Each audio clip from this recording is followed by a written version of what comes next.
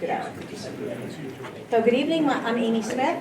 On behalf of the League of Women Voters of the North Shore, formerly Topsfield, Boxford, and Middleton, welcome to the Middleton Candidates Forum.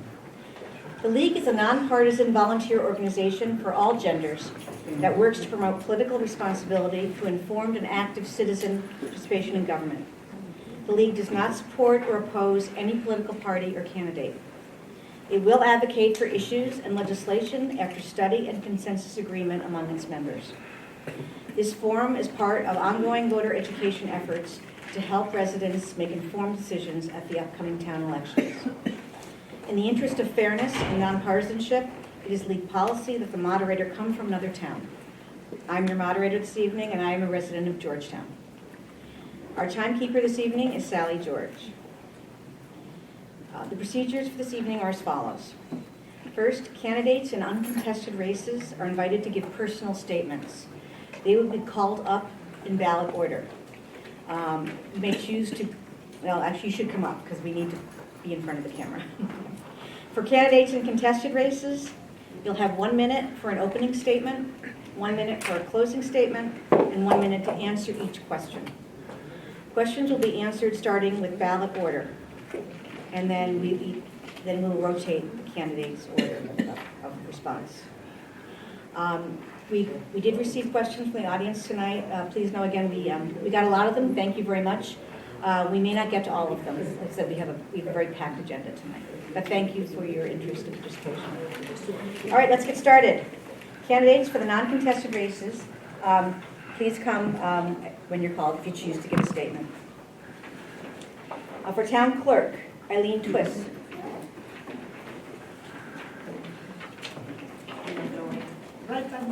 By the way, Sally is sitting here.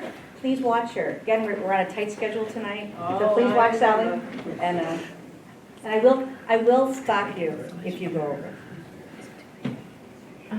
Good evening, everybody. I'm thrilled to see so many people here after all these years. It's nice to have a big turnout.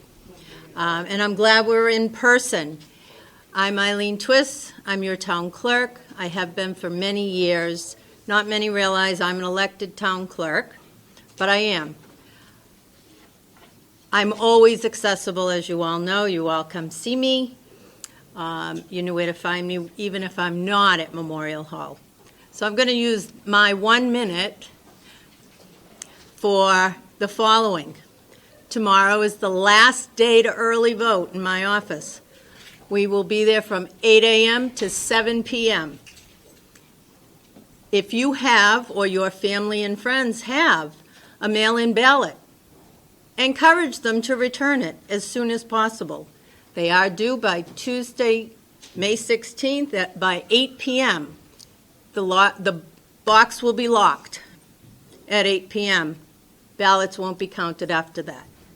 And again, vote May 16th. The polls will open at 7 a.m. We're there till 8 p.m. Candidates, please remember there is a 150-foot rule for campaigning and electioneering. I will have it marked so that you know where you don't come any closer to the polling location. Anybody have any questions, you know where to find me. Thank you for the opportunity, and thank you for your vote.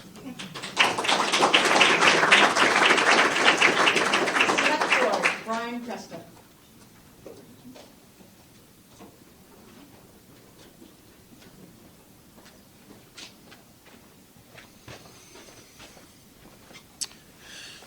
Good evening. I'm Brian Presta, one of your 5 elected members of the Select Board. I'd like to thank the League and their members for putting this on. It's great to be here in person. I just want to take an opportunity to state that I take to heart the belief that too much that is given, much is expected. That's why for almost my entire professional life, I've been in some type of public service. And that's the approach I take to the Select Board. I'm the person that asks the questions. I'm the person that probes. I'll continue to do that as a member of the Select Board. What I'd ask is how you all can help me. Continue to provide the input, continue to provide the feedback, both good and bad, and give me an opportunity to be your voice. I've enjoyed that every step of the way since I've been on this board. I'll continue to do that if given the vote. on next Tuesday to continue to do that for the next 3 years. But also a big thank you to all the candidates that are running this year, both in contested and uncontested races. It takes a lot to put your name and your blood, sweat, and tears into the arena, and I appreciate that. And I look forward to serving with all of those candidates that are elected, and those that aren't, there's always a good opportunity to serve in other roles. Thank you.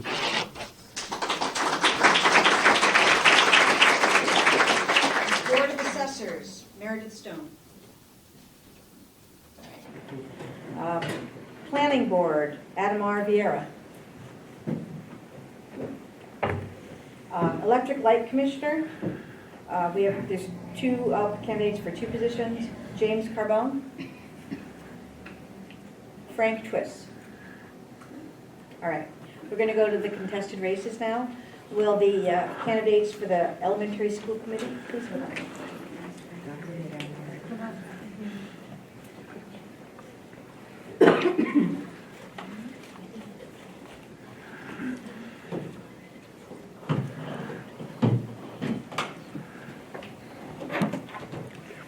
So first off, you have an opportunity to give your opening statements, and we'll start with you, Mr. Crowley.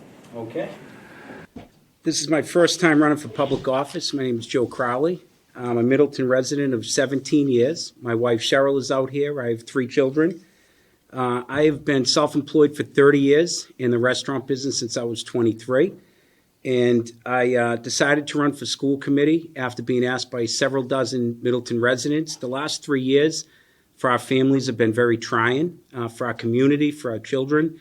And after some consideration, we decided to jump in the ring. Along with my self-employed in the restaurant business, I've been a community activist for close to 30 years. I've been on the board of directors for the YMCA. I've done extensive work with the Make-A-Wish Foundation, the Home for Little Wanderers, Bread of Life, Housing Families. And through my restaurant business, we've always been able to give back to the community. I'm excited for this race. I'm excited to give back to the town of Middleton that's been so good to my daughter, the public school system and the teachers and the other parents that have asked me to run. So I'm excited to be here tonight, and I'm grateful for the support. Thank you.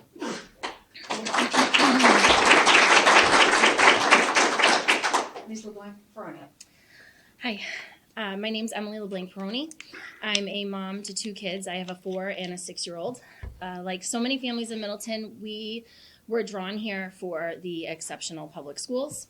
My son is in kindergarten, so our journey is just beginning, and I am going to be invested in the schools for a really long time. I'm also a high school math teacher. I'm passionate about education. I love learning. I believe that education is a system, that it requires a lot of collaboration among different partnerships. The school committee, the administrators, educators, our community members, families, and our students. So as a homeowner, a taxpayer, a parent, and a teacher, I believe that I'm uniquely poised to enhance that collaborative work that it takes for our education system to be successful, and I'm really excited to put my wealth of knowledge to good use for our community. So thank you for the consideration. And question 1, we'll start with you, Ms. LeBlanc-Ferroni. What particular experiences or skills have prepared you to serve as a school committee member? So like I said, I'm a teacher. I have been a teacher for over 13 years now. And so I have a lot of experience in the classroom, understanding what it's like on the ground in there and working with parents and working with students. In terms of leadership, I have been a club advisor in a few different roles for different clubs. I was responsible for starting a travel club at Triton Regional High School where we took kids abroad. I've been a mentor to new teachers. I've had student teachers. I have been a Keys to Literacy coach at school where I am leading the entire math department into incorporating reading and writing in the classrooms. So I think I have a variety of experience bringing different groups together and leading them. So that's what I have to say. Thank you. Yeah. Mr. Crowley. Same question. Same question. Okay. Being in the restaurant business and self-employed for 30 years, there's three key components. It's the hardest business that we have in our country, and it's all about budget, policy, and hiring. That's what we do. We do them every year. We lay them out. We have to look at it. We have to change that. We have to see how our environment does. I'm very poised in all three areas, and this is what the school committee does. Been very active in our town of Middleton for 17 years. I'm very approachable. I'm looking forward to talking with families and getting their perspective on what they need. I do believe that my opponent has a conflict being in a teachers union and sitting on the school committee. A lot of the people that have asked me to run have felt that. They felt that there's a voice to be had. I love our teachers 100%. They're fantastic. They have a union to protect them. I'm 100% for that union to protect them. This particular seat is owned by the people of Middleton, whether they have children in the system, whether they're elderly. There's a lot of budgetary, there's a lot of things that are going to come into play, and you need a voice that's not conflicted. And I believe that that's me. Thank you. And, this question you will answer first, Mr. Crowley. What do you feel are the most pressing issues for the school committee? Okay, so I think the only issues for the school committee are budget policy and hiring. That is what a school committee does. I think right now, I'm very grateful that the budget has worked out this year, but we are going to be facing some budgetary problems in the next few years. I think policy is something that is always looked at for our children. The biggest problem is that the people in this town, they want a voice. Regardless of where they're from or what they're looking to do, the people of Middleton want to know that they can approach you, they can ask you a concern, a problem, and you can bring that. And you're not, again, I'm not going to hop on it all night, but to be a member of the teachers union and to run for this seat is a major conflict. You have to be free of that. You have to be able to bring the things as a community member. You have to be able to sit there and say, okay, I'm unbiased in my views. I'm going to bring you a problem. I'm going to bring you concern, and we're going to go and we're going to figure this out. You can't be conflicted to which way you have to go. Ms. LeBlanc-Peroni, same question. Sure. So in thinking about running for the school committee, I gave a lot of thought to this idea. And I think that, like all of us know, that the last few years have been extremely challenging. And as a mom with 2 young kids, I know that quite well. And so I have tried to focus in on 2 main areas. My first being overcoming some of those setbacks from the pandemic. So I believe that happens in 2 places, academics and social emotional learning. Our MCAS scores show that we're making progress in that regard. And I think that there's a lot of great work that we can continue to do. I'm also a really strong believer that our students need to be socially and emotionally well in order to have a foundation so that they can thrive academically. And our district has also made some great progress in that regard. My other priority is making sure that all of our students feel welcome and safe in school. I think that the schools are the heart of the community, and our children's sense of belonging starts at school. And I believe that the work here is about supporting our children and meeting all of their needs.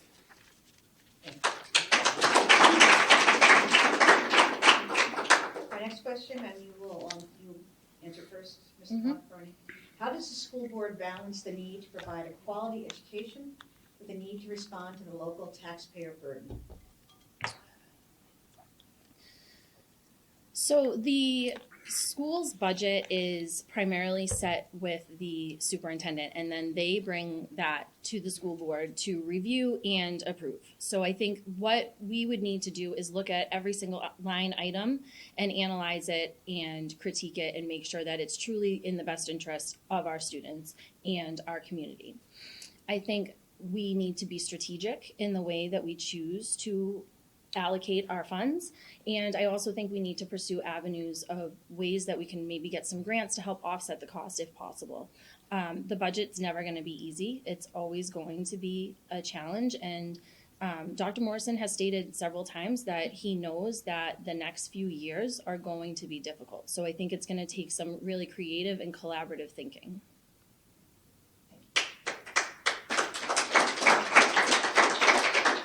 Mr. Crowley.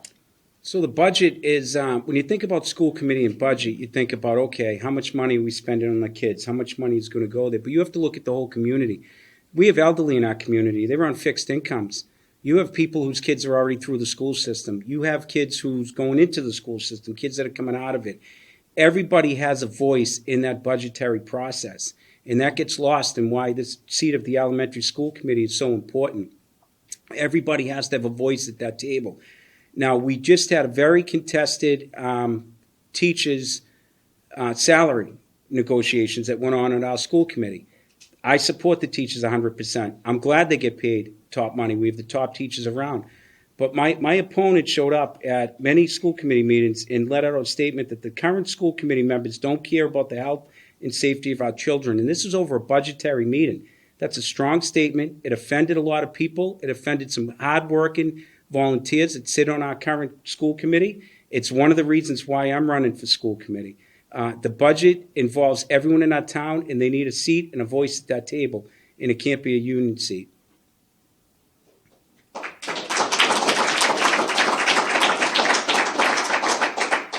next question that Mr. Crowley, you will answer first this time. Please discuss your understanding of the role of the school committee and the limits of its power. So the role of the school committee is, like I said before, it's budgetary, it's policy, and it's hiring. You are a voice for the people in your community. There's two sides of a ledger. When you come to a school committee meeting, there are the teachers and there is a union that protects them. Unbelievable teachers, they deserve the strong union that they have. The other side is the parents and the people of Middleton and their voice, and it has to remain separate. You are a mouthpiece for the people that live in this community. You have to bring concerns that they have regarding the policy, the budget, the hiring procedures. You have to bring that to the school committee, to the superintendent, and you have to sit down and you have to professionally negotiate out with the other sides to make sure that our kids get the best education that they can. It's a process. There's two sides of that process. I will be the voice of the people in Middleton. Whether you're an elderly, whether you have young kids, whether your kids have 2 kids in school or 5 kids in school, I will be the voice of the people that live in this town.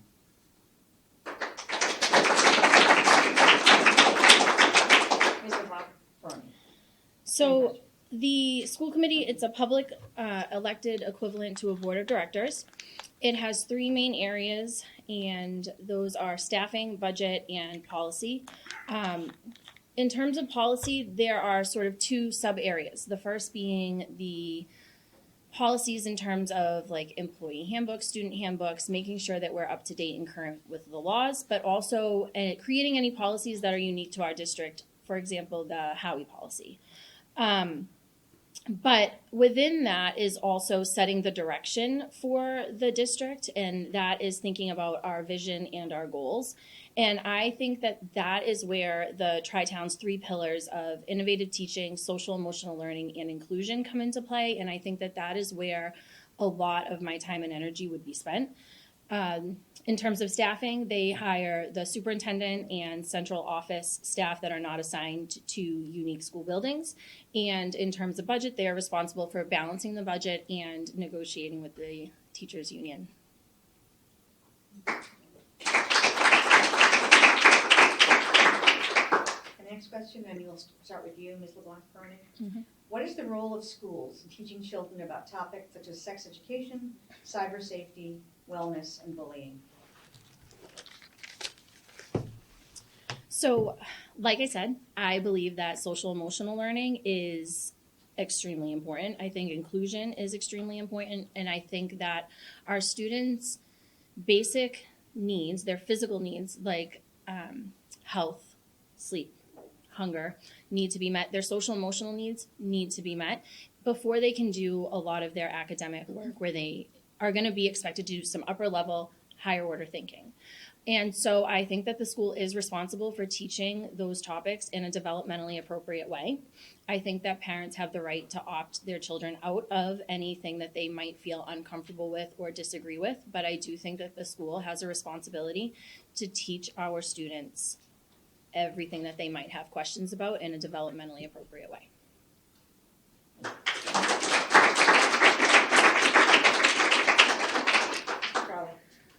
So I would start by saying that I disagree with one point that was just made. I don't believe the parents have a right to opt the child out. I believe the parents have a right to participate in the policy agenda.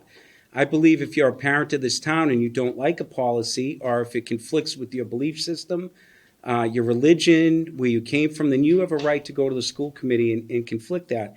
I will say that in our town, at our schools, I love the inclusion that goes on here. The IEPs, the 504Cs, the executive functions, emotional issues, physical limitations, race, religions, everyone in the school system gets an individualized plan. As a parent, you can approach the school. You can sit down, develop that plan. You have counselors, you have teachers, assistant teachers. Very accessible. You will get phone calls back, emails. I think we are the best town around. People coming by for the schools here. I think the schools in place are very protective. And I'll tell you one thing, regardless of the child, you never take their hope. And I firmly believe in this. When you take a child's hope, that is when you're going to have a problem. Every kid needs to know that they're accepted, that they're protected. Those policies are in place now. They should continue. We have a fantastic school system. I don't believe that partisan politics needs to come into these kids right now. These kids have been through a lot, and they need to be left alone and be able to develop. They have fallen behind after COVID and post-COVID, and we need to get back to basics in our school system.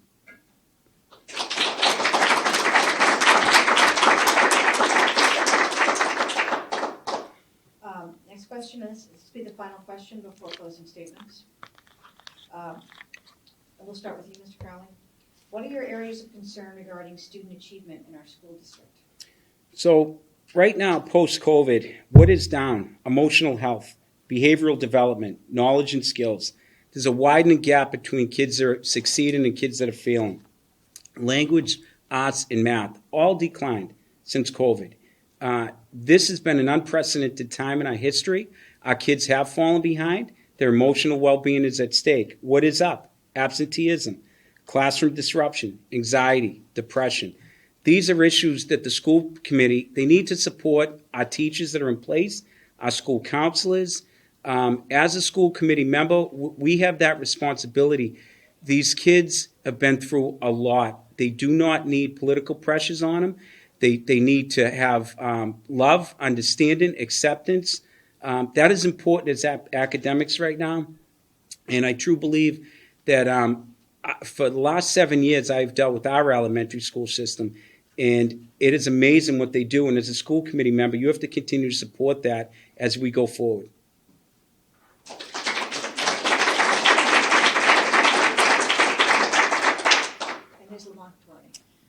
So I've been very consistent in this message about my focus areas being helping our students achieve academically, and in order to do that, we need to help them social emotionally.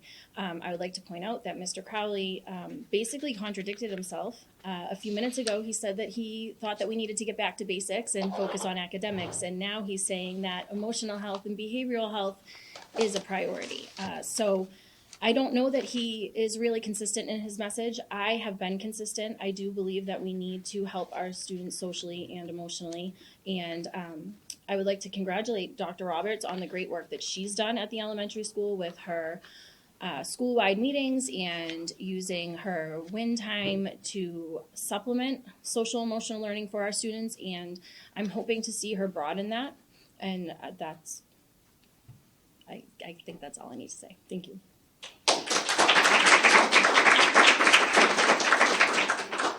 And then we'll go to closing statements, and we'll start with you, Ms. LeBlanc. Thank you. So I'm here tonight because I care. I'm here because I believe I have the experience, the knowledge, the openness to fairly and equitably represent Middleton families. I care about our children, and I believe that I have what it takes to do this job well. I have the knowledge, I have the skills. My opponent has attacked me for being a member of a union. I've not tried to hide that. I advocated for our teachers because I believe that our children deserve to have the best teachers, and I know as a teacher what it takes to attract and retain those teachers. Now, I might be a teacher, but I don't work in Middleton. Therefore, it's not a conflict of interest. I'm a homeowner, I'm a taxpayer, and I'm a parent. And when I am here in that seat, that is the hat that I will lead with. As a true lifelong learner, I'm open to listening to all sides and all constituents, whether I agree with you or not. I will consider carefully the topics that matter to you. I'm willing to do additional research, to seek data, to think critically and ask questions before making decisions. And most importantly, I'm willing to put my personal views aside and to change my mind when there is evidence to warrant that. I know that I have a wealth of knowledge to bring to this seat. I believe that I am the best candidate for the job, and I thank you for your consideration.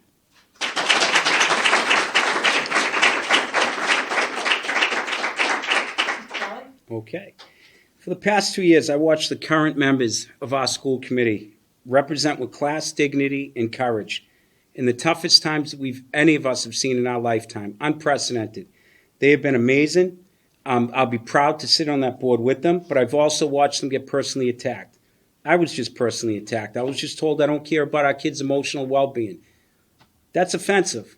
My opponent has offended the school committee. I don't believe that they will work with her. I don't believe she could work with them. She just offended me by saying I don't care about our kids' emotional abilities. That's not what I said tonight. I do care about academics, and I do care about every kid in our school system. A lot of people got angry over what just happened in our school committee hearings. I support our teachers 100%. I support their right to have a union. I support their right for protection. But I also support this seat, which is an independent seat. It is your seat. It is your voice. When my opponent said she can take one hat off and put one hat on, I don't think you can. I think you show up with an open mind. You represent one party, one person, and you represent one voice. And that voice to me is every member of this community. I will work hard for them, and I will be their voice. And I appreciate your vote next Tuesday.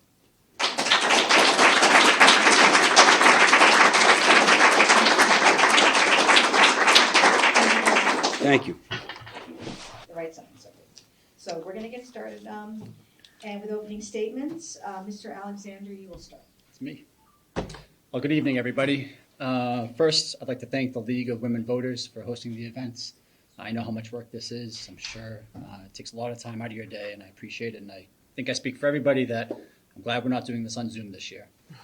Kendra, David, I just want to thank you guys for running such a respectful campaign over the last couple months. I'm glad to be able to sit up here, be comfortable with you guys, and it means a lot that you guys have done that. So thank you. A little about me. We've been in Middleton for 9 years. My wife, Corinne, my 2 kids. I have an engineering degree from Northeastern University. I started my career at MIT, where I did research for the Department of Defense for 18 years. I am now chief engineer at a company called Mercury Systems, where we do defense contracting. Personally, I love sports. I love to do sports with my kids. I am the president of Middleton Youth Soccer, which I think a lot of you probably know me through that capacity. And I love Middleton, which is really one of the key reasons why I'm running for school committee. We moved to Middleton for the same reason many of you moved to Middleton, for the school system. The school system is really the heart of this town, in my belief. And I would like to be a school committee member. I'm sorry. All right. We're gonna keep, yeah, it's a very tight schedule, so, but thank you. Sounds good.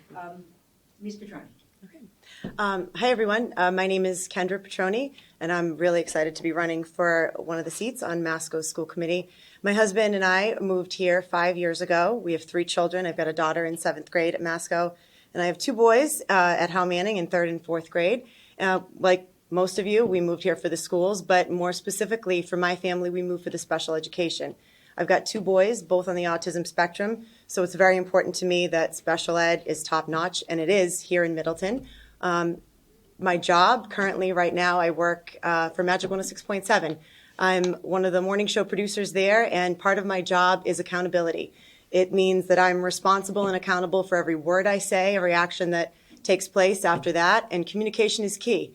You know, I know that whatever I say follows me and my behavior follows me. So part of why I want to run for this seat is because I want our communication to be better.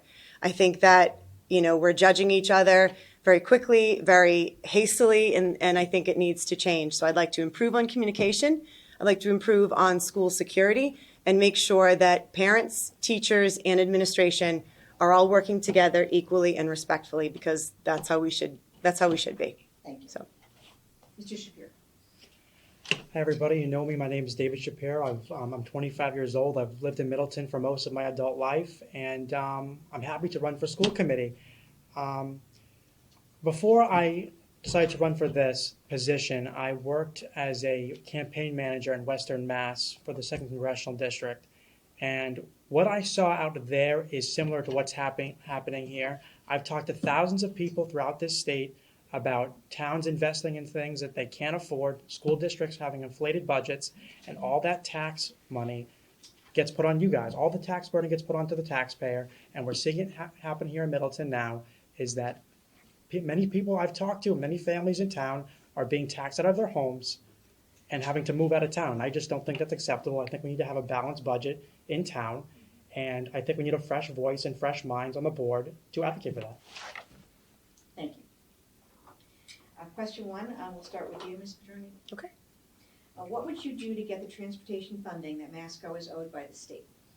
So I think it was mentioned earlier already, as a school committee, we are your frontline workers, basically. We are on the front lines, and we need to be advocating for you for whatever is owed to you, whatever the state is spending or whatever is in our budget and is owed back to the school and to the people of this community. We need to be fighting for you. And that means not just taking the first no and walking away. It means continuing to call, to write, to advocate for you. Every penny that is owed back to this community is owed to every single person in this room, whether you have kids in the school system or not. Everybody is a part of that. And so you need to have people that aren't afraid to have no said to them many times and to keep fighting and to keep persisting. And I'm not afraid to be told no. It's part of my job every day to face conflict and people who maybe don't like that I'm knocking on their door, but I'm willing to do that, and I'm willing to fight to get every penny back that is owed to all of you in this room and to all of our students and teachers at the school. Mr. Shapiro. So I've been investigating this issue with the school for about a month now, and I've called the state senator's office to ask them how much they're getting for the school busing. And they claim it's 80%. I know it's as high as 60 to as low as 42%. I don't think it's acceptable just to accept their answer as we're doing our best when the state has a multi-billion-dollar surplus and they seem to not be able to find the money that is owed to the town. Just between 2016 and 2023, the state owes us over $3.2 million. And once again, all of that tax burden is now put on you guys, and your taxes go up. The property taxes go up, and it affects every asset, every facet that governs our society in this town. And I just think that there needs to be a new voice on the school board of people that know how to communicate with local legislatures. Thank you. Mr. Alexander. Yeah. So I'll admit my research is a little bit different, and from my perspective and what I've learned over the last week or so, we're not owed money for past years. The way that the budgeting works for transportation is that each year we pay for transportation. Each academic year we pay for transportation. The state legislature establishes a budget, and we get reimbursed some percentage based on that budget. Right? The goal for the state is 100% because we are a regional high school, but that is the goal. That is not the standard. So typically we assume a 75% reimbursement rate. This year, the legislature is near finalizing their budget, and they passed the House at 100%. It went to the Senate. They are talking more like 90% right now. This is the data that I got earlier today. And so just the impression that we're owed 100% of our reimbursements of transportation is not accurate from my research. Thank you. Question 2, and we'll start with you, Mr. Shapiro. Do you feel Masco could do more to be more welcoming to the LGBTQ community? As the only member on this panel that's has gone through the Masco system as a member of this community, I would say that most kids in high school do not want to be labeled or put into small groups. Everyone wants to be like everybody else. I don't believe that labeling people or putting them in certain groups is advocating for the benefit of their mental well-being. I think we need to stop using political rhetoric in schools involving this issue, and I think we just need to return back to what should be considered normalcy on this problem. And I personally think that I have a better understanding of what it's like to go through the school system at Masco as a gay man than many other people running for this position. Thank you. Mr. Alexander. I am not a member of the LGBTQ community at Masco. It's difficult for me to speak to this firsthand, but I respect that David has walked that path. That said, just like all 42-year-old white males don't represent me, I'm sure there are lots of different perspectives amongst the LGBTQ community at Masco. On the bright side, right, I know that we've been making great progress. There are clubs where kids from various dimensions of diversity can join to come together cost-free. I know that we have great teachers and great administrators that support our students no matter their sexual orientation. But I also know that there are kids at Masco that are still in the closet. Until we have a closet-free community, we have work to do. Personally, I spent 16 months in my current job researching diversity, equity, and inclusion. I might as well have written a thesis on it. And me and 3 other executives were able to build our company's first DE&I program. So if elected, through my lessons learned, I'd like to create an environment for all kids to feel safe at Masco. Thank you. Ms. Petroni. I think it's evident that every child, regardless of what you look like, where you come from, how much money you have, should be treated equally and fairly, and there is no room for discrimination of any kind. Here in Massachusetts, we have incredible non-discrimination laws and policy, and they've been in play at Masco for many, many years, and they protect everyone. And I think they're written very well because they don't target, they don't identify, and they don't make anyone feel like they need to be marginalized in a group. Everyone is covered equally under the law.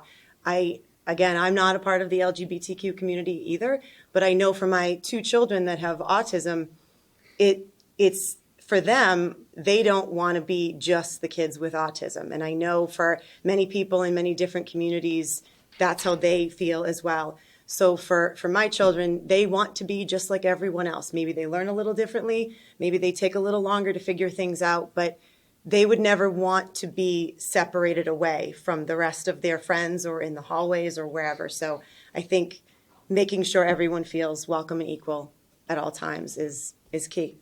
Thank you. Question 3. This is a long one, and I will repeat it if you like it. We'll start with you, Mr. Alexander. Would you support a policy that champions parental rights such that when a student is considered a legal minor, meaning under the age of 18, that parents should be notified before any discussions or actions are taken with that student? No, I wouldn't. So the Massachusetts Department of Education actually provides guidance on this topic. Students who are 14 years of age or older, or who have entered 9th grade, they have the decision on who their portfolio of information is disclosed to. If you are not in 9th grade or not yet 14 years old, the parents have the sole discretion at who has access to that information. And so I support the state's guidance, and I think that just a little bit more thought on this. I think the question was phrased in terms of discussions and actions, right? If it's things like sex ed and books, I trust that our administrators and our teachers are teaching the curriculum set by the state. And this isn't something that we set locally. And if it's something like desired pronouns, my hope is that we're creating environments across the community and at home where our children are able to have those discussions without having a third-party academic system mediate that. Thank you. Same question, Ms. Petroni. Would you like me to repeat it? Yes, please, if you don't mind. Would you support a policy that champions parental rights such that when a student is considered a legal minor, meaning under the age of 18, parents should be notified before any discussions or actions are taken with that student? Okay, yes, I do support parents' rights. I also know that I'm not a teacher, so I don't try to be a teacher, but I support parents' rights, and I think that when a child is under the age of 18, at least my feeling is, I'm their guardian. I make the rules. I'm in charge. I think that before they're 18, they don't know what they want, and they can change their mind and they can be confused. But I'm there to talk with them. So is my husband. But I support parents being in the know and being, part of that conversation. I think there have been situations where parents are told after the fact of things going on, and I'm not for that. I would never invade a teacher's space and tell them how to teach and how to run their classroom, but I think it's a meet in the middle kind of a thing. We need to be on the same page. Parents need to be made aware of anything regarding their children if they're under the age of 18, because you can't go get a tattoo until you're 18. You can't do certain things in life. You can't drive. There are rules and there are regulations for children under that age for a reason. Thank So, And then, Mr. Spiro, would you like me to repeat the question? I know, it's tough. Would you support a policy that champions parental rights such that when a student is considered a legal minor, meaning under the age of 18, that the parents should be notified before any discussions or actions are taken with that student? Yes, I do. I've met with many parents on this issue. Like, we'll throw this into maybe like the gender identity or pronoun conversation. If I had a daughter named, let's say, Amy, and she went to school and her name was Bruce, and we have a mental health crisis in this country with students, and their strongest advocates are the parents in this community. So if my daughter goes to school as Bruce and is struggling with this issue, I think the parents should be aware of it. If, God forbid, one of our students self-harms with the mental health crisis, whose fault is that going to be? Is it going to be the parents' fault for not knowing, or is it going to be the school's fault for not notifying the parents on this issue? Thank you. Thank you. Question 4, and we'll start with you, Ms. Petroni. How do you plan on establishing a highly effective and efficient school security program that doesn't financially burden the 3 local police departments in the Tri-Town area, as well as the taxpayers? So my husband is a police officer, so this is a little bit personal for me, and I think it's a no-brainer. I think that we, first of all, need to have a security director at Masco. We need to hire somebody not just in a uniform to collect a paycheck. They need to be extremely well qualified. They need to know every part of that building in and out. They need to be familiar with alarm systems. They need to have a policing background. They need to be able to be comfortable to speak with all 3 police departments at the school. There's grant money available for the Boxford Police Department because Masco's in Boxford. It would have to go through Boxford's police department. $73 million available for a 3-year grant that would go to the school violence prevention program. It would pay for 3 officers, Middleton, Boxford, and Topsfield, 5 days a week, plus health benefits, plus training. It would replace windows, doors, you name it. We could even maybe get an ambulance, who knows, to have it on site at the school. But we should be doing this. We should be actively getting this grant money to have 3 full-time police officers around that building all the time. Hands down. Thank you. Question again? How do you plan on establishing a highly effective and efficient school security program that doesn't financially burden our 3 local police departments in the Tri-Town area, as well as the taxpayers? Yeah, I know that there's many grants that exist at the state level to help the school district with police and security. I think we also have to make it a priority to create a school system where we can retain staff. Masco's lost an enormous amount of faculty over the few years, and we just haven't been able to keep security staff on campus. And I also think it's amazing that we live in a tri-town with 3 police departments, and yet we can barely have full coverage of the school. I personally don't think that the school is secure. I know many other parents don't, and I think there needs to be a lot of change and a lot more money that is already available to be sent to the places where it should be. Thank you. Mr. Alexander, would you like me to read the question again? Sure, please. How do you plan on establishing a highly effective and efficient school security program that doesn't financially burden the 3 local police departments in the Tri-Town area, as well as taxpayers? Yes, this is a really hard topic, and I think we have something in common. None of us probably want to have to talk about this, but we do, and I actually really like both your answers. So to start, I'm not an expert in school security. I don't claim to be, and I think that there's limited space for opinion on this topic, right? I think that this is something that we consult with experts on, And as we look across the country, there are lots of different options being discussed, right? There's arm our teachers, there's put police in schools, there's hire retired vets and police officers, there's put up fences.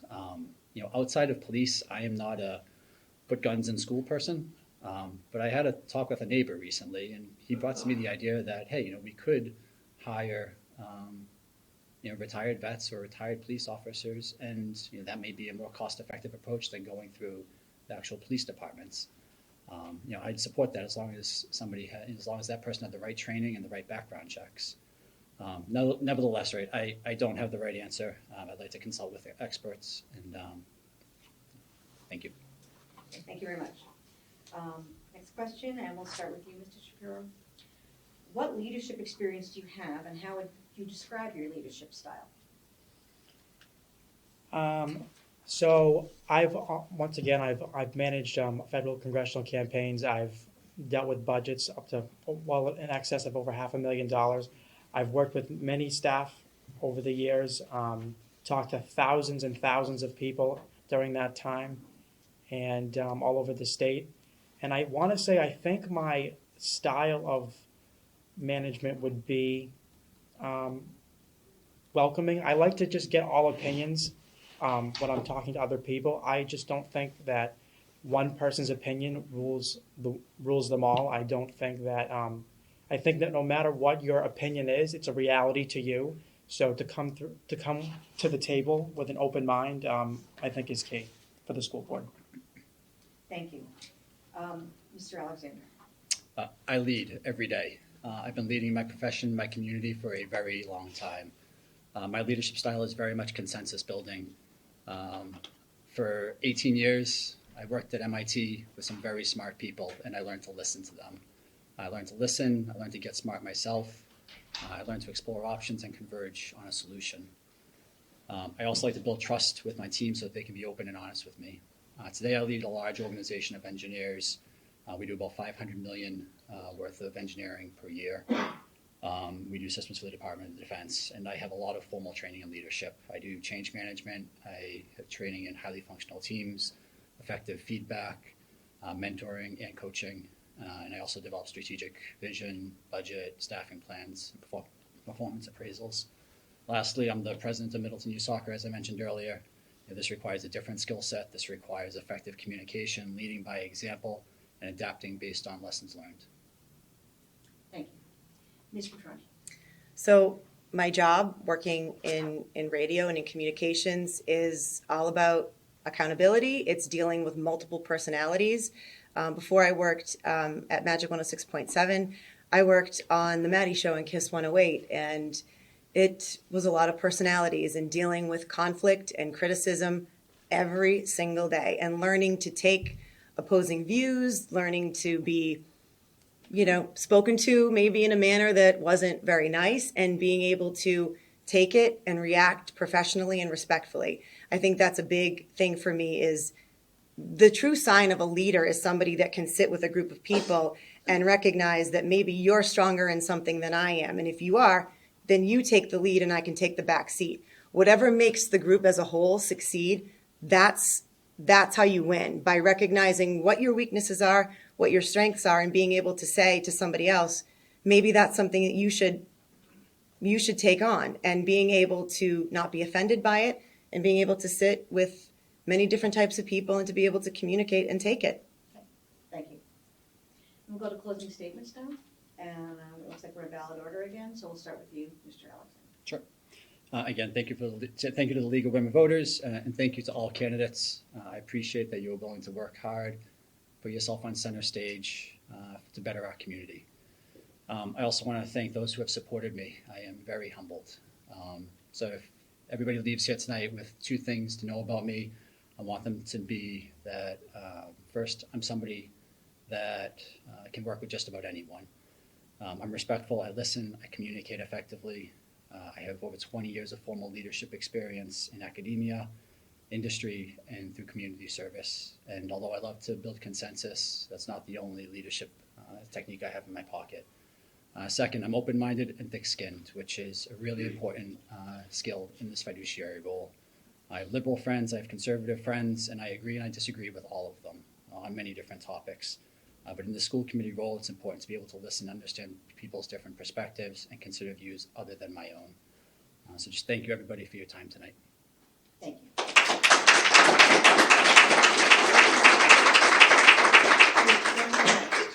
Well, I also would like to thank everybody for coming out tonight, and I want to say that this town is very special, and it's not like this everywhere. Middleton is very unique.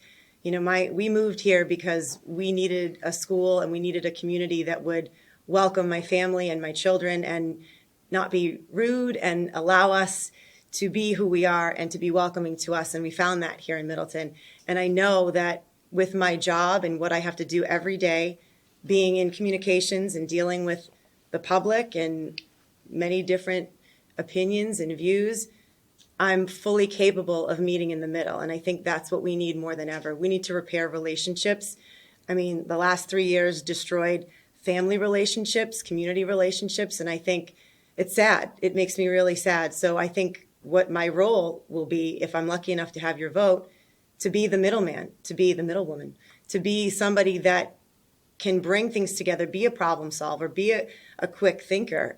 Part of my job is also having thick skin, so I'm ready for anything, and I can take it. So I'd love to have your vote. And last but not least, Mr. Shapiro. I just want to thank the league for holding this event. I want to thank everyone for coming out today. I didn't think it was going to be this packed, but I'm happy that you guys came. I've lived in Middleton basically my entire adult life, and I've been to hundreds of towns throughout this state, far and wide, and I think we have a special flame here, and I would like to keep that going.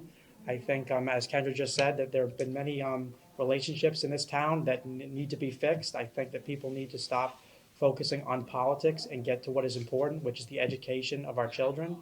I think that in the end, what's needed is just a fresh voice. I think that needs to be a fresh perspective, and I'm hoping that with your vote, that myself and Kendra can make it to the end. Thank you.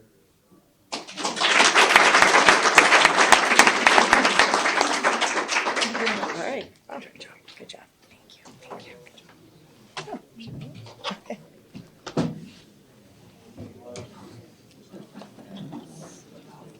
And the candidates for library trustees can come up.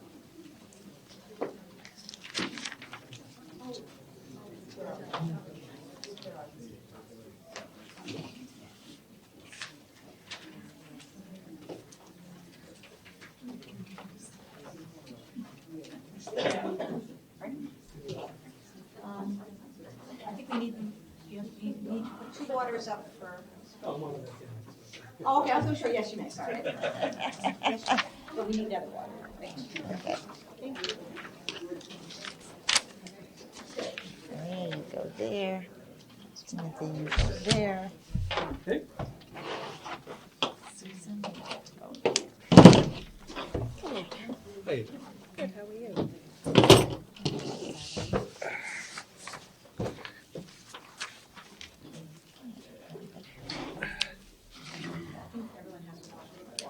Sue, do you need a look? Thank you. That's your, All right. from somebody else. We'll get started. We'll get started with opening statements, and again, we'll go in ballot order, and we're going to start with you, Ms. Pecos-Hansis. Thank you. My name is Maria Pecos-Hansis. I'm running for re-election for library trustee. I thought it was important to kind of share a little bit about myself so you can understand why I serve as a library trustee and why I'm running for re-election. Oh, I guess they're going to close it. I'll speak up, sorry. Project. Maybe project. Maybe, Tim, I'm just going to slide closer to the microphone. Sorry. I don't know if that increases. Thank you. I've been a resident for almost 25 years and have raised my son here. He went through the educational system here in Middleton and later on to Masco. I was very pleased with the education he received and the opportunities that were presented to him. During his time in our school system, I was active in volunteering for various committees, such as the youth basketball program for 8 years, Housing Authority 6 years, and now as a library trustee for 3 years. One of the major components of our town is the library. I know it might sound cheesy, but the reason I even ran for library trustee in the first place is because truly I love our library and I love our town, the town of Middleton. It has allowed me and you both access to the opportunity to build a stronger community. The Middleton Library has served as a staple in my own personal life, along with so many others.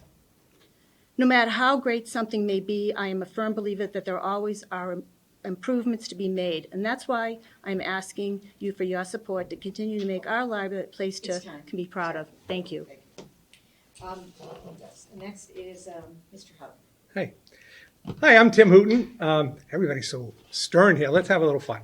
Hi, I'm Tim Hooton. I've been your selectman for 21 years. I've been on the Light Commission for 10.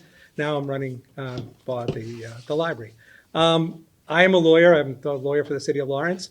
During my time, I grew up with 5 brothers and sisters and in a small house with 2 parents. And what you learned is what the library is good for, because you don't go to college and you don't go to law school without loving a library, because you spend a lot of time in there. So, and I love this library. I love the fact that it's here, and I love the librarians, and I love everybody in here. So why am I here? Is because I think it should be more fun. I think we should get along. We should support our library staff. We should just make this so that the children want to come in here, because there's nothing better than books, because it just gives you a great education. So I'm just fond of libraries, and I want to be on the board. Ms. Piccoli. Hello, my name is Susan Piccoli, and I've lived in Middleton for over 25 years. I've raised my son here, and he's a lifelong library user, and his favorite people were Mrs. Johnson and Mrs. B, and a page named Loretta, who supplied the Scooby-Doo books. I am an active member in the town of Middleton. I am on the Conservation Commission. I'm a Stream Team member, a Friends of the Flint, and I'm also one of the Trash Queens. I see a library as a great equalizer. I feel that the library is this library is a town gem, and as a trustee, I would support the staff in their effort to make the library welcome and in place for all residents. Thank you. Thank you. Section 1, and we'll start with you, Mr. Hooton. Discuss your thoughts on book banning. Okay, I hold right here the complete list of all pornography ever written in my phone, and you're worried about books. Your kids have access to the most disgusting things in the world, and each one of them has one of these. Book banning, and you say, well, I supervise my children. Well, that's what you do at the library. You supervise what's here. Now, there are inappropriate books. There may be a book on an autopsy with color pictures. We don't want kids to see that. Does that mean we ban that book? Or do we mean we put it in a section where they don't have access to it? So book banning, that makes me think of the 30s and the 40s. What are we talking about here? We're into this century. So no, there's appropriate books. There's appropriate sections for the books. But when you start talking about, you get that mob mentality, and I'll probably say more about that later. But no, no place for me. Thank you. Ms. Piccoli. The staff at the Flint works very carefully to curate the collection. The views and the opinions of the collection are not necessarily the opinion of the librarians or of the town members, but each adult has the choice on which books they check out of the library and which information that they read. A parent has the right, as a parent, to guide their children in selecting books that reflect their values. So I am against banning books, and I know that the library utilizes the American Library Association and the Mass Board of Library Commissions in deciding how to curate the collection, and there are policies that address that within the library. So I am against banning books. Thank you. Ms. Pagos. Thank you. All across the country, book banning is a hot topic. Libraries are about access of information. What I am for is that books be age appropriate in, say, the children's room. I believe that adults should be able to read what they choose, but it's important that we protect children from explicit material in books that are not appropriate. Thank you. Thank you. Question 2, and we'll start with you, Ms. Nicole.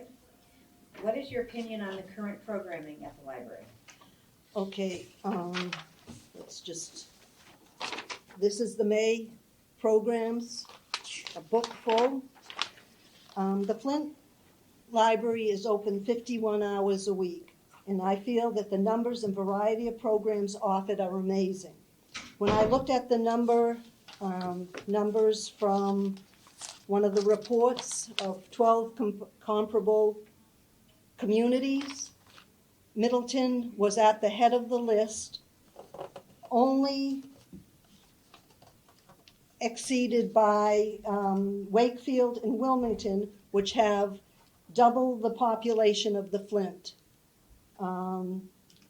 The library works with the Council of Aging, the Stream Team, the Middleton Art Association, the Scouts, the Cultural Council, the schools, and the Friends of the Flint to provide a wide range of programs.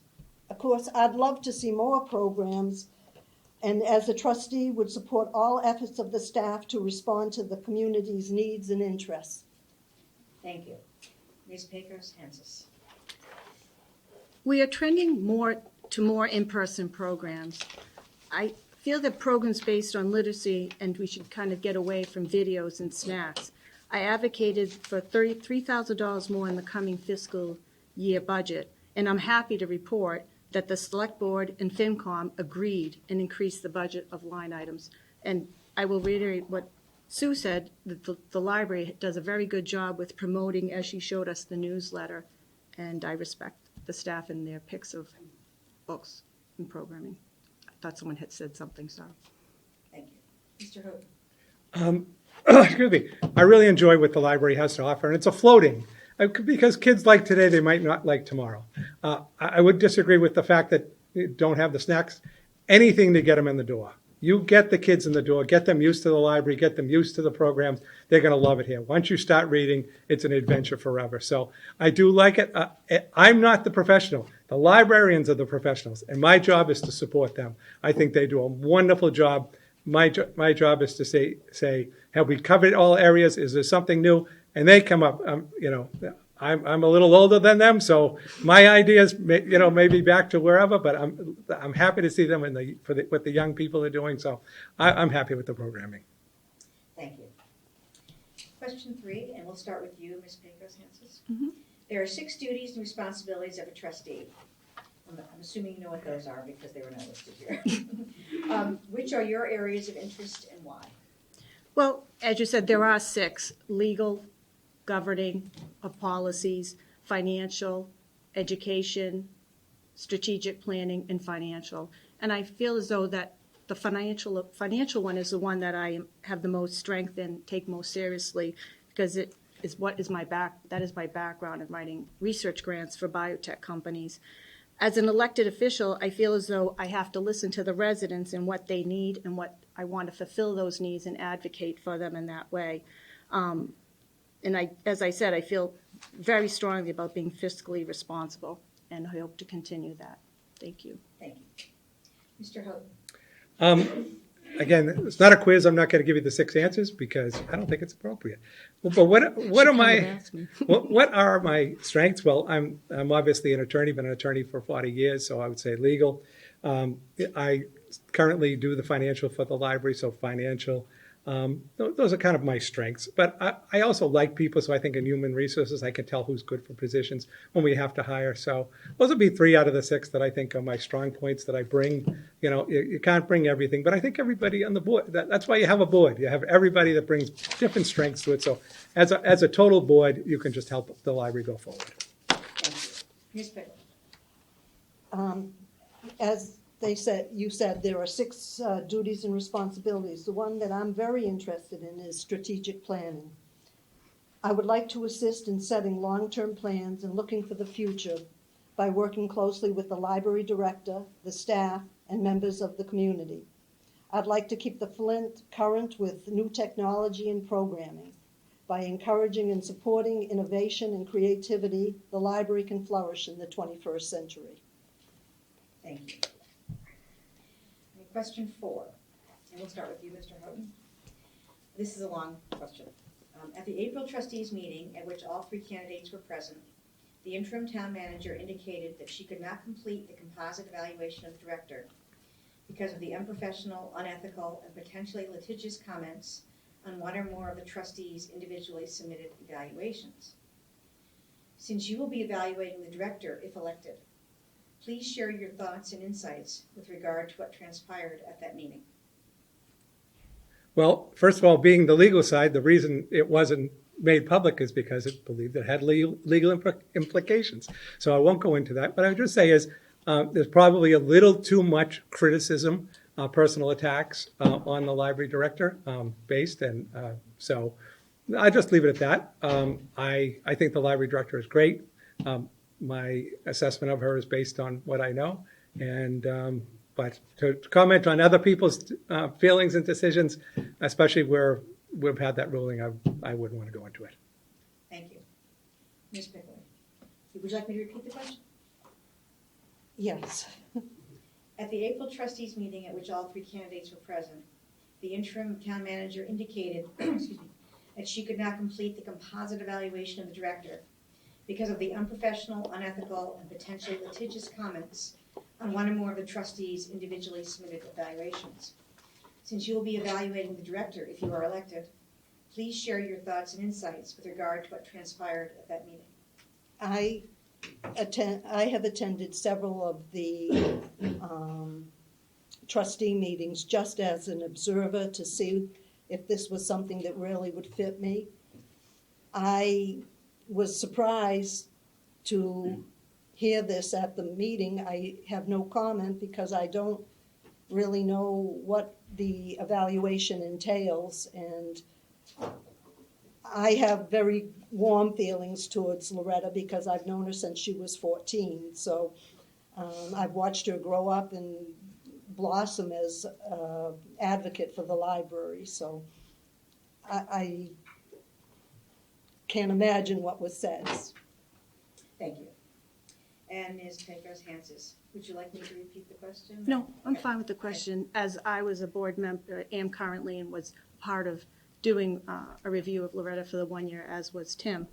I actually met with Jackie, the assistant town manager, acting town manager, I should say, and she clearly stated that she felt as though she needed to give us a little bit more guidance. It wasn't so much that what she saw wasn't completely inappropriate by any means. She just wanted to give us additional guidance and wanted that additional time. And she will be returning to the next meeting and go over that and give us some examples of what she thought would work for us in putting a composite together. Because people should know it's not, we review, each of us review, the 5 trustees review Loretta for her 1 year. That's what we were doing. And she then puts together a composite, and she felt as though she couldn't put together a composite based on what she had, so she wanted to meet with us again and was going to do that, and we'll be doing that in the next meeting. Thank you. Thank you. Question 5, and we'll start with you, Ms. Pickler. What is your favorite thing about the Clinton Public Library, and what would you improve? My favorite thing is the feeling that I get when I walk in. And that is that it's an accepting, warm, caring place. It feels like home. What would I change? I'd like to see more programs, but I understand that we were down staffing, and that is going to be rectified.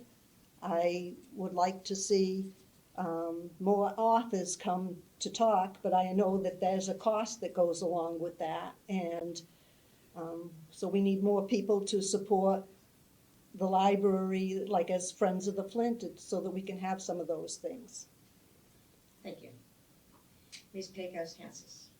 Well, I think it stems from when I was a child, that when you walked into a library, you just knew that the whole world opened up with what was available. And I remember I grew up in Lynn, and my father would drop me off at the front door of this enormous library, and it was quite overwhelming. But when I went in, the librarians helped you out. And I feel that in this library here, coming back now years later to the Flint, they do the same thing. As I brought my son here from a very young age with Claudia, who he really enjoyed seeing, and Elizabeth, and helped him out and guided him to find different books. Even though he was looking at one type of book, she or they would show him other opportunities and other things. And the same thing with me. When I come to the library, I talk to librarians and ask them, you know, what's new? What have you been reading? And they're just so incredible in providing that information and pointing me in directions I never would go on my own. Thank you. And Mr. Foot. Oh, I think the best part about the library is the employees. I mean, for a long time, I would come in and I never got to look at the books because Claudia Johnson would hand me what I was reading for the next week. She would put it in my hand, and because she knew what I liked, and she would just say, hey, try this, it's something interesting. And sometimes it worked, sometimes it didn't, but I really enjoyed it. So just the employees. I think the employees, you know, they deal with people, they deal with the children, they deal with the books. They you know, you're a librarian. It's not a glamorous job. You have to love being a librarian. So that's what we like about people. What do I change? I wouldn't call it change. I would call it we're evolving. Is the fact that we can get together again. You know, we're not subject to sorry to everybody. Zoom makes me crazy. Have the kids in here, see the teachers, see the books. There's something about feeling a book and growing on. So more programs like that we're in person and touching each other. Great, thank you. And now we'll go to closing statements, and we're back to ballot order, and we'll start with you, Ms. Pecos-Hensis. Thank you. Well, I want to thank you for providing this forum. I think it's really important to have us all together once again, and I think it's so much better than Zoom, as Tim says, and giving us this opportunity. And I want to thank all of you for being here. I mean, it's incredible that this many people showed up for our little town for elections, and I hope they were able to get a feel for the candidates. And if they haven't, please reach out to me. I would love to hear from you. And if you have any questions or concerns, please reach out. And I hope that you will vote for me next week or up until tomorrow. I think you have early voting. Thank you. Thank you all. Thank you. Mr. Houghton. Well, thank you all for coming. I've done a couple of these candidate nights where I am looking and there's no one in those seats. So if you're new to this is really unusual for us. This is kind of great. I'm looking for your vote for a library trustee. What I think I bring to it is, I think, a sense of fun, and I think a sense of Middleton. I've been here for a long time. I've done a lot of things. I do appreciate it. And my job is not to criticize, not to bring down people, not to make them feel. My job is to build up. If there's a problem, we succeed together. But, you know, that's what I love about this town. We work together. And I loved about the elections here today is the fact that we're not looking at each other and say, do you have a D next to your name? Do you have an R next to your name? No, we don't care about stuff like that. It's the person. Do you like that person sitting behind the desk? Do you want to vote for them? Learn from their character. So if you like me, vote for me. If you don't vote for me.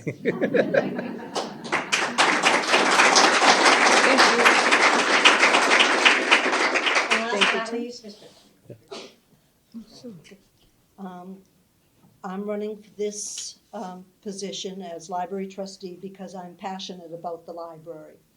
I feel that the library and the staff are true treasures, and a library is supported by tax dollars and the community, and it is a true equalizer, a place that is welcoming to all and serves as more than just a place to get books. And so I would like to keep this going for our library, and I would promise to work for the community to make to keep the Flint being the gem that it is. Thank you. Thank you, Sue. Thank you. You guys can stay there, just forgot to close up. Oh, Sure. I'd like to close the forum by thanking the candidates, all the candidates, for their participation in our democratic process, and for you, the voters, for showing up and showing interest. The video of this candidates forum will be available on demand on the town website. Please remember that your town election is Tuesday, May 16th, from 7 a.m. to 8 p.m. at the Fuller Meadow Elementary School. Please use the gymnasium entrance. Thank you again, and good evening. Thank you.